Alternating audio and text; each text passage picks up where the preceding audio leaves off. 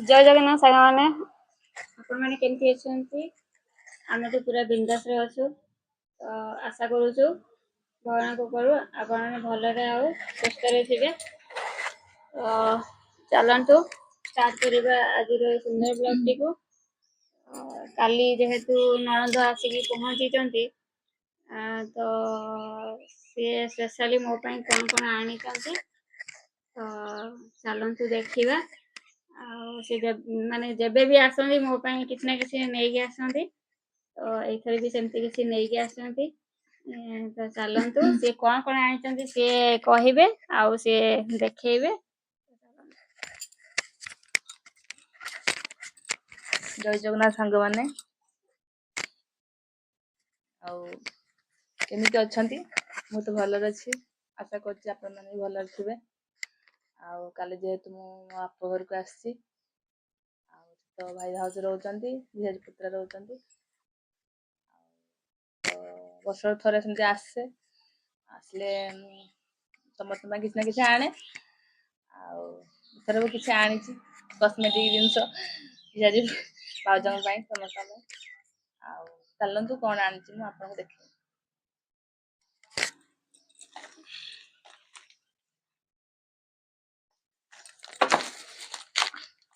चूड़ीटा ए set पे आनिछि मो झियारी पई देखो एटा होची खुशी पई आइ चंदी सेल चूड़ी जेहेतु से नाही से आसीबो काली के पहर दिन आसीबो से आ देखि बहुत खुशी हे जो तार बेसी पसंद बेसी माने मेकअप नबा तार बेसी पसंद जेहेतु तार मेकअप जिंस सब आइ चंदी से बहुत ही खुशी हे जो एटा ओडी चूड़ी आनिछि पल्ला चूड़ी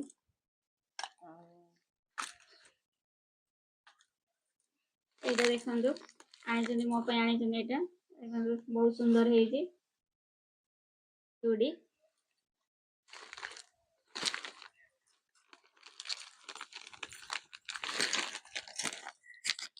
जोड़े सेट हारो मल्टी कलर रो झियारी पे आनिछि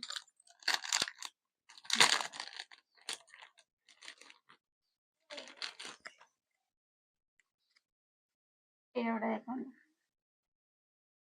एटा होची हार आनि चंदी एटा खुशी पई आनि चंदी आ ता सहित एटा सुंदर इयरिंग्स मैचिंग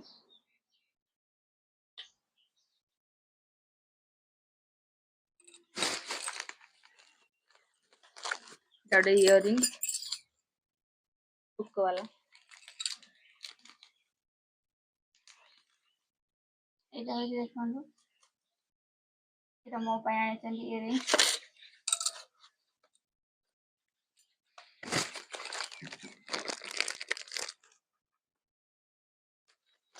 एटा ओडी स्टोन चूड़ी मल्टी कलर रो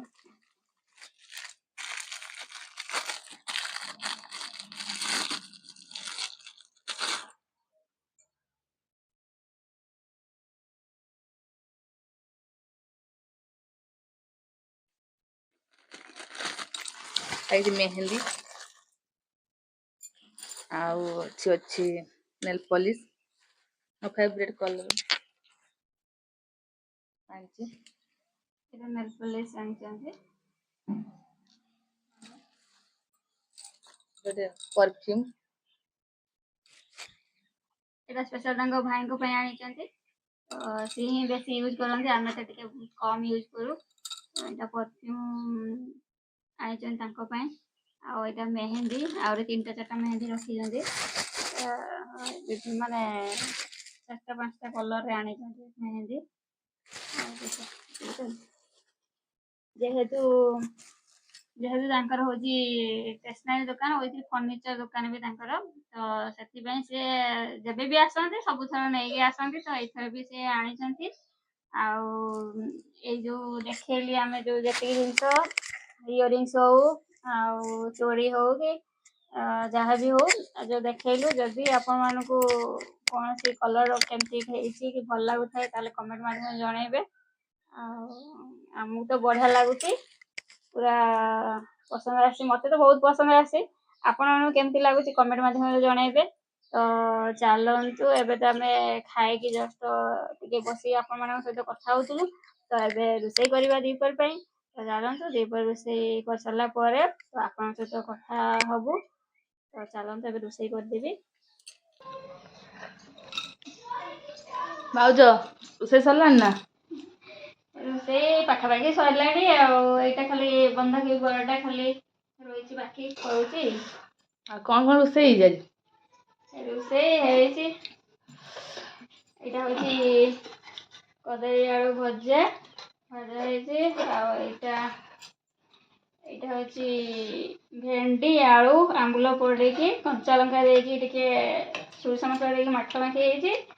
ଆଉ ଏଇଟା ହଉଛି ବିଲାତିରେ ଗୋଟେ ପାଗ ହବ। ଆଉ ଏଇଟା ତ ହଉଛି ବନ୍ଧାକୋବି ବରା ଚାଲିଛି।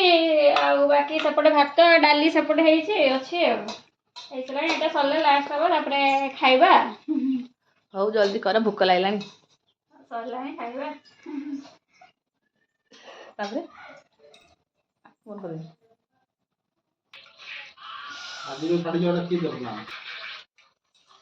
ଆମ ରୋଷେଇ ସରିଲା ପରେ ଏଇନେ ଖିଆଖି ଚାଲିଛି।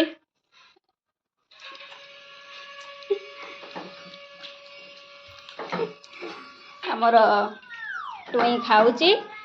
ଟୁଇଁ ଏପଟେ ଟୁଇଁ ସେ ପୁରା ଧ୍ୟାନ ସେ ତାର ମୋବାଇଲକୁ ଅନେଇଛି ପୁରା। ମୋବାଇଲ ଦେଖିବ ନା କିଛି ଅନେଇବନି। ସେ କାହାକୁ ଏଇନେ ଡାକିଲେ ବି ତାକୁ ଶୁଭିବନି।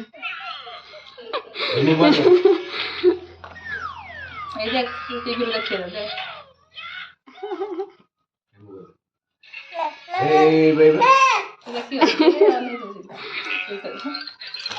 ତାର ଡାଲି ଭାତ ତା ବରା ହାତରେ ଗୋଟେ କେକ୍। ହଁ ତା ପାଖରେ ରହିଛି ଦରକାର ହାତରେ। ହଁ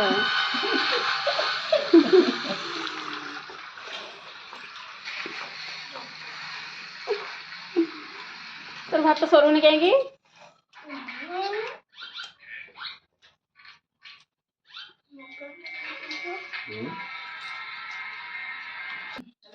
ମାମା ଆଣ୍ଟି ତମେ ଖାଇଲନି? ହଁ ସାଙ୍ଗମାନେ ଆଜି ଆମର ଗୁରୁବାର ସ୍ପେଶାଲ ହେଇଛି ଆଇଟମ୍। ଅରୁଆ ଭାତ ଗରମ ଗରମ ଅରୁଆ ଭାତକୁ ଆମର ଆଳୁ ଭେଣ୍ଡିର ଗୋଟେ ସବ୍ଜି ହେଇଛି ଆମ୍ବୁଲ ପଡ଼ିକି। ଆଉ ଗୋଟେ ହେଇଛି ଆମର ବିଲାତି ଚଟଣି କଞ୍ଚା ଲଙ୍କା ଧଣିଆ ପତ୍ର ପଡ଼ିକି ଝାକାସିଆ ହେଇଛି। ଆଉ ଗୋଟେ ଆମର ଆଳୁ କଦଳୀ ଭଜା। ଆଉ ଗୋଟେ ହେଇଛି ଆମର ବନ୍ଧାକୋବିର ବରା। ଆଉ ଏସବୁ ଆଇଟମ୍ ହେଇଛି। ଆଉ ସାଙ୍ଗମାନେ ମୁଁ ଖାଇକି କହୁଛି ଏ ଭେଣ୍ଡି ଆଇଟମ୍ଟା କେମିତି ହେଇଛି ହେଲା। ମୁଁ ଟିକେ ଖାଇଦିଏ ଖାଇକି କହୁଛି କେମିତି ହେଇଛି।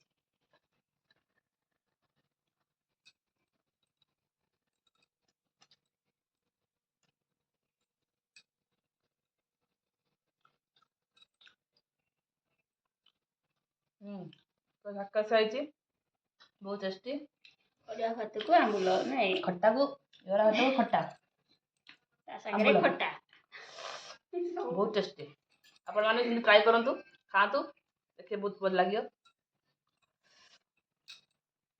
ସବୁ ଜିନିଷ ଭଲ ହେଇଛି ଟେଷ୍ଟ ହେଇଛି।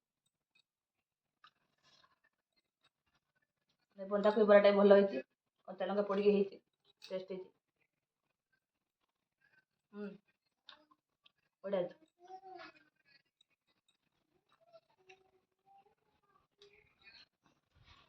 ତାହେଲେ ଖାଇଦବା ଚାଲ।